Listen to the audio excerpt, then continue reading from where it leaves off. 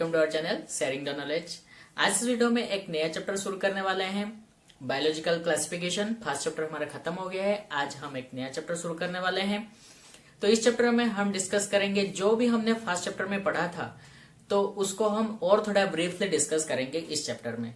ठीक है, तो शुरू करते हैं पहले क्लासिफिकेशन से। क्लासिफिकेशन क्या है? क्लासिफिकेशन मतलब कोई जितने भी सब लिविंग ऑर्गेनिज्म है उनको ग्रुपिंग करना, अरेंजमेंट करना, सिमिलर स्पेसिस को एक एक ग्रुप करके उनको स्टडी करना। इसमें क्या होता है, हमें उनके ऊपर स्टडी करने में बहुत ज्यादा आसानी होता है। सिमिलर कैरेक्टरिस्टिक्स होता है, उनका फीचर होता है, इसलिए उनको स्टडी करने में आसानी होता है। तो इन स्टडी करके हम क्या करेंगे, हमें बहुत सारे बातें के बारे में पता चलता है, जैसे उनसे हमें क्या फायदा होता है, क्या नुकसान होता है, एनवायरमेंट के ऊपर क्या इनका इम्पैक्ट है, और ये डिजीज फैलाते हैं कि नहीं है, अगर इनका डिजीज फैलाते हैं इनको कैसे हम ठीक करें। तो ये सब के बारे में बहुत सारे बातें हमें पता चलता है, तो इसलिए हम क्लासिफिकेशन करते हैं। तो फर्स्ट क्लासिफिकेशन कब शुरू हुआ था? 4th सेंचुरी में अरिस्टोटल ने पहले शुरू किया था क्लासिफाई। उन्होंने पहले ट्राई किया था क्लासिफिकेशन करने के लिए। 4th सेंचुरी में पहले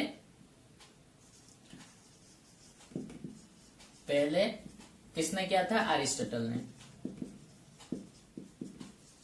पहले इन्होंने क्लासिफाई करना ट्राई किया था। तो फर्स्ट इन्होंने क्या किया था, एनिमल्स को दो पार्ट में डिवाइड किया, जिनके पास रेड ब्लड है और जिनके पास रेड ब्लड नहीं है। ठीक है, और उनको ग्रुप किया, उन्होंने उसको डिवाइड किया, जिनके पास रेड ब्लड है और जिनके पास रेड ब्लड नहीं है।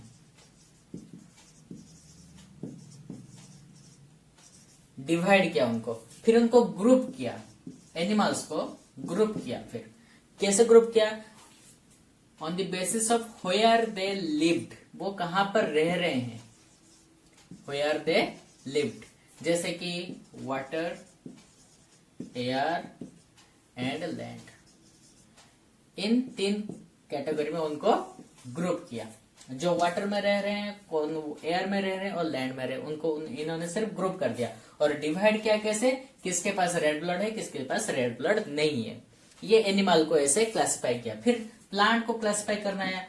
प्लांट को उन्होंने क्लासिफाई किया herb, shrub and tree according to their height के हिसाब से उनको क्लासिफाई करना शुरू किया। तो उसके बाद आए 17th सेंचुरी में, कौन आए? Carlos Linnaeus. तो ये गए अरिस्टोटल, इतना क्लासिफाई करके चले गए। उनके बाद आए कार्लोस लिनियस। कौन आए? Carlos Linnaeus.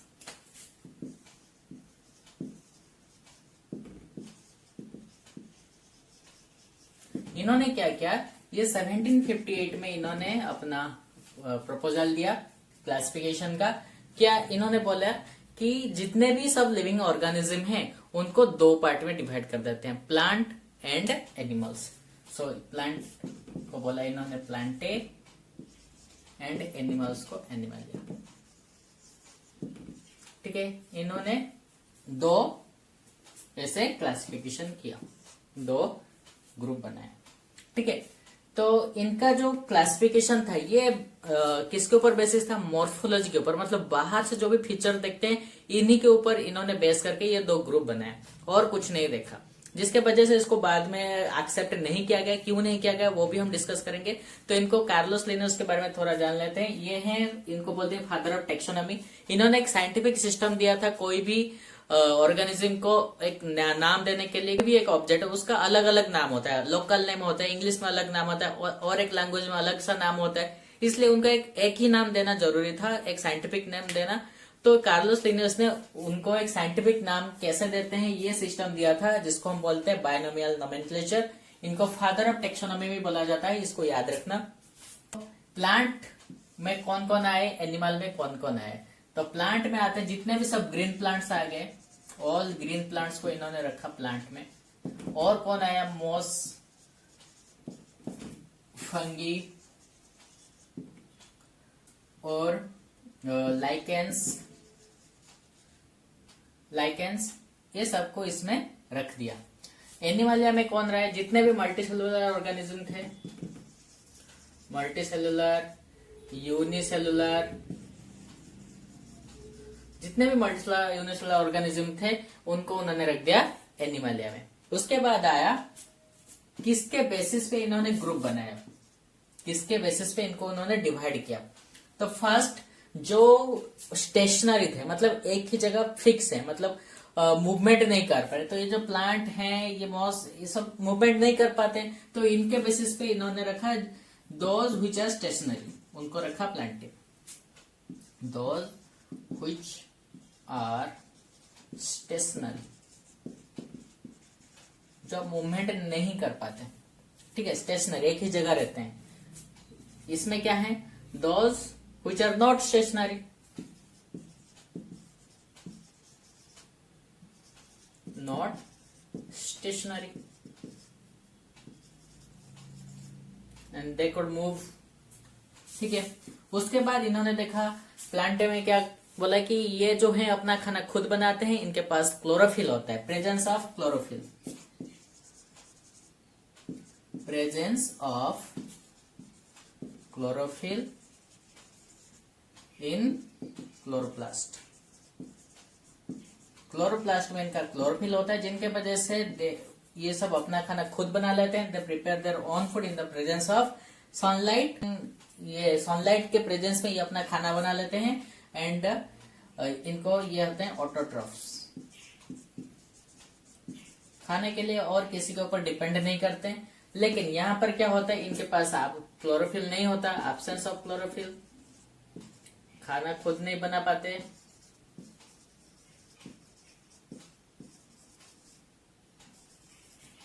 Absence of chlorophyll, और ये क्या होते हैं, हेटेरोट्रोप्स होते हैं,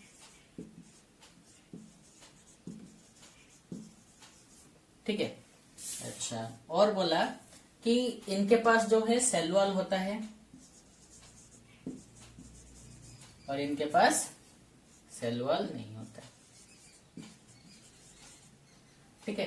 तो इनके बेसिस पे इन्होंने इनको क्या क्या क्लासिफाई किया, और इनके जो मेजर डिस्प्यूट्स थे, मेजर डिस्प्यूट क्या हो गए, इनको हम डिस्कस करते हैं।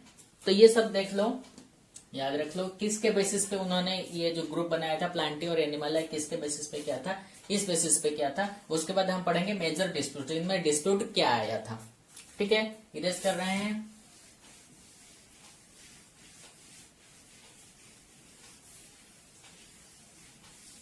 कार्लोस लिनियस ने जो भी ये क्लासिफिकेशन किया था, ये बहुत दिन तक चला था। 1758 में उन्होंने दिया था, 1969 तक ये थ्योरी चल रहा था, ठीक है। उसके बाद हम पढ़ेंगे मेजर डिस्प्यूट्स।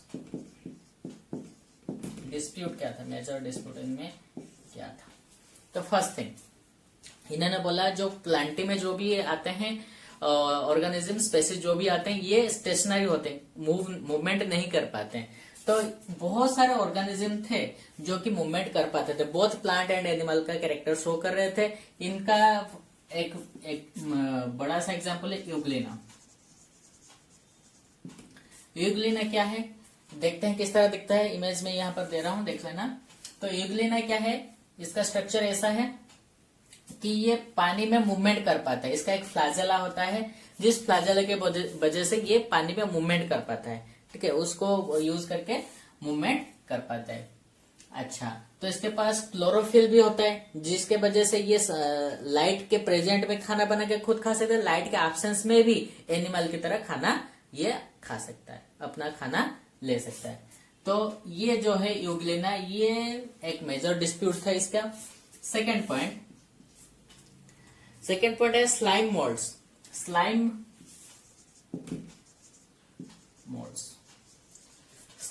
मोल्ड्स क्या है, slime moulds lack cell wall, इनके पास सेल वॉल नहीं होता है। जब ये क्या होते हैं, वेजिटेटिव पार्ट में होते हैं, वेजिटेटिव स्टेज में जब ये होते हैं, इनके पास सेल वॉल नहीं होता है। लेकिन जब ये रिप्रोडक्टिव स्टेज में एंटर करते हैं, तब इनका सेल वॉल प्रोड्यूस होता है, मतलब प्रिपेयर होता है, बन जाता है, सेल वॉल बन जाता है। जब ये रिप्रोडक्टिव स्टेज में जाते हैं, तब इनका सेल वॉल बनना शुरू हो जाता है। नेक्स्ट, उसके बाद है फंगी। फंगी को भी इन्होंने प्लांटी में रख दिया था। तो फंगी में क्या है, no cell wall, sorry, fungi में क्या है, क्लोरोफिल नहीं है। फंगी में क्या है, क्लोरोफिल नहीं है। तो लेकिन इन्होंने रख दिया था प्लांटी में, जितने भी प्लांटी में रह रहे हैं उनके पास क्लोरोफिल है, क्लोरोप्लास्ट में क्लोरोफिल होता है और वो सब अपना खाना खुद बना सकते हैं, ऑटोट्रोप्स होते हैं। लेकिन ये जो फंगी है इसके पास क्लोरोफिल नहीं है। ये कहाँ पे ग्रो करता है, जहां पे डेड मैटर होते हैं, डेड एंड डिके मैटर होते हैं, वहां पे ग्रो करके वो ऑर्गेनिक मैटर को ऑब्जर्व करके अपना खाना ऑब्जर्व करता है। तो इसके पास क्लोरोफिल नहीं है। उसके बाद आता है लाइकेंस। लाइकेंस होते हैं, ये कभी कभी हम सोचते हैं कि नॉन लिविंग ऑर्गेनिज्म है, लेकिन ये लिविंग होते हैं। क्या है, ये सिम्बायोटिक एसोसिएशन है। किसका, फंगी एंड अल्गी का। फंगी एंड अल्गी एक साथ रहते हैं, सिम्बायोटिक एसोसिएशन दिखाते हैं और इसको हम लाइकेन बोलते हैं। ये रहा उसका इमेज, ध्यान से देखो समझ में आ जाएगा। कहाँ पे देखा होगा इसको, पेड़ में, पत्थर में, उसके ऊपर ऐसे पैचेस की तरह होंगे, तो उसको बोलते हैं लाइकेंस। तो ये हो गया उसका मेजर डिस्प्यूट्स। उसके बाद आया बैक्टीरिया। जो है, बैक्टीरिया को इन्होंने क्लासिफाई नहीं कर पाया, बैक्टीरिया प्लांट है कि एनिमल है। फर्स्ट बैक्टीरिया जो देखा गया था वो एंटोन वान लीeuwenhoek ने देखा था।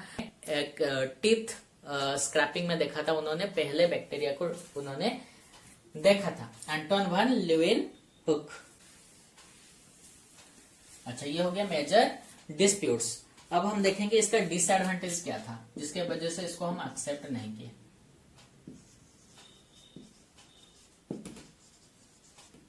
Major disadvantages. फर्स्ट पॉइंट था कि ये प्रोकैरियोट और यूकैरियोट को एक ही ग्रुप में रख दिया। प्रोकैरियोट्स एंड यूकैरियोट्स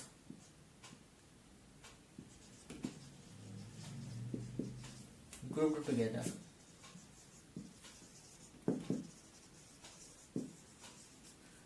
प्रोकैरियोट और यूकैरियोट को एक ही ग्रुप में रख दिया। प्रोकैरियोट क्या है, जिसके पास cell nuclear membrane not well developed, और यूकैरियोट में क्या है, न्यूक्लियर मेम्ब्रेन होता है, मतलब इसके पास ट्रू न्यूक्लियस होता है, इसके पास ट्रू न्यूक्लियस नहीं होता है।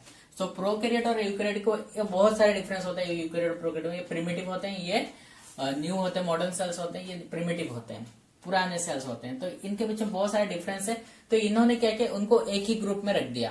तो ये हो गया एक डिसएडवांटेज। सेकेंड डिसएडवांटेज क्या है, non photosynthetic fungi having chitin. Non photosynthetic fungi जो होते हैं उनका सेल वॉल में चिटिन होता है, लेकिन जो फोटोसिंथेटिक होते हैं, फोटोसिंथेटिक जो होते हैं उनके सेल वॉल में क्या होता है, सेल्यूलोज होता है। सो नॉन फोटोसिंथेटिक में क्या होता है, नॉन फोटोसिंथेटिक में क्या होता है, चिटिन होता है सेल वॉल में, और फोटोसिंथेटिक में क्या होता है, सेल्यूलोज होता है, इनका चिटिन होता है।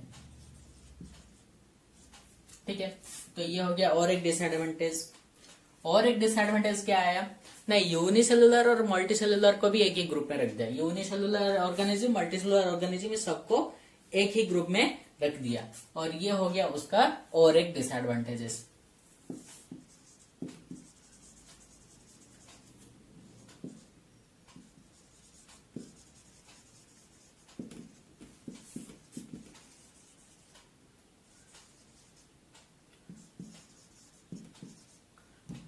यूनिसेलुलर मल्टीसेलुलर को एक ही ग्रुप में रख दिया। तो इसमें क्या प्रॉब्लम हुआ, यूनिसेलुलर जो भी एक्टिविटी दिखाएंगे, क्या मल्टीसेलुलर वही एक्टिविटी दिखाएंगे। जैसे हम मल्टीसेलुलर है, हमारे बॉडी ऑर्गेनाइजेशन कैसा है, हमारे बॉडी के अंदर बहुत सारे ऐसे फंक्शन हो रहे हैं, एक्टिविटीज हो रहे हैं, जो कि यूनिसेलुलर ऑर्गेनिज्म में ये सब नहीं है, पॉसिबल नहीं, उनके पास उतना सारा ऑर्गन्स नहीं है ये सब काम करने के लिए। सो बहुत सारे ऐसे डिफरेंस है जिसको एक ही ग्रुप में रख दिया गया, जिसके वजह से ये सारा डिसएडवांटेजेस निकला, जिसके वजह से हमने इसको क्या किया, एक्सेप्ट नहीं किया और इसको डिस्कार्ड कर दिया। उसके बाद आए हम पढ़ेंगे फाइव किंगडम क्लासिफिकेशन कैसे शुरू हुआ। तो ये हो गया डिसएडवांटेजेस। 1969 के बाद 1969 तो कार्लोस लिनियस ने जो क्लासिफिकेशन दिया था उसी को तो मान के चलो। कार्लोस लिनियस के बाद आए और एक बायोलॉजिस्ट जिसका नाम था अर्नस्ट हैकेल। क्या था? Ernst Hückel. इन्होंने क्या दिया? इन्होंने और एक ग्रुप का नाम दिया जिसका नाम था प्रोटिस्टा। क्या नाम था? प्रोटिस्टा। ये एक किंगडम का इन्होंने यहाँ पर नाम दिया। इन्होंने पहले ये किया, कार्लोस लिनियस ने पहले दिया था क्या प्लांटी एंड एनिमल। उसके बाद अर्नस्ट हैकेल ने बोला कि प्रोटिस्टा और एक किंगडम है, और एक ग्रुप इन्होंने यहाँ पर सजेस्ट किया। उसके बाद आया ये था थर्ड आया व्हाइटेकर, रॉबर्ट व्हाइटेकर। इन्होंने क्या किया? फोर्थ और फिफ्थ दिया, जैसे कि मोनेरा एंड फंगी। ये दो इन्होंने फोर्थ एंड फिफ्थ ये दो नाम इन्होंने सजेस्ट किया। ये दो ग्रुप और बना दिए। उसके बाद आए कार्ल वुज। इन्होंने क्या किया? मोनेरा को और दो ग्रुप में डिवाइड कर दिया, जिसका नाम था आर्केबैक्टीरिया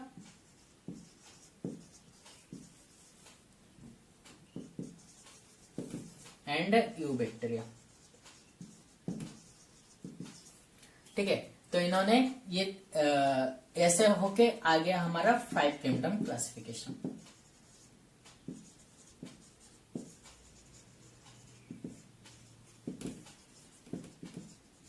तो नेक्स्ट वीडियो में हम डिस्कस करेंगे फाइव किंगडम क्लासिफिकेशन के बारे में। फाइव किंगडम क्लासिफिकेशन में हम ये सारे जो है मोनेरा, प्रोटिस्टा, फंगी और जो भी है प्लांटे एनिमल है, जो किंगडम है उनके बारे में और भी डिस्कस करेंगे ब्रीफली, जो कि हम फर्स्ट चैप्टर में नहीं किए थे। सिर्फ इनके बारे में पढ़े थे कि मोनेरा, प्रोटिस्टा ऐसे किंगडम है। मैंने बोला था कि नेक्स्ट वीडियो में जो नेक्स्ट चैप्टर पढ़ाएंगे उसमें हम डिस्कस करेंगे मोनेरा में क्या होता है, प्रोटिस्टा में इनका फीचर क्या है, कैरेक्टरिस्टिक क्या है, और इनके ग्रुप में कौन कौन आता है, ये सब हम डिस्कस करेंगे नेक्स्ट वीडियो में।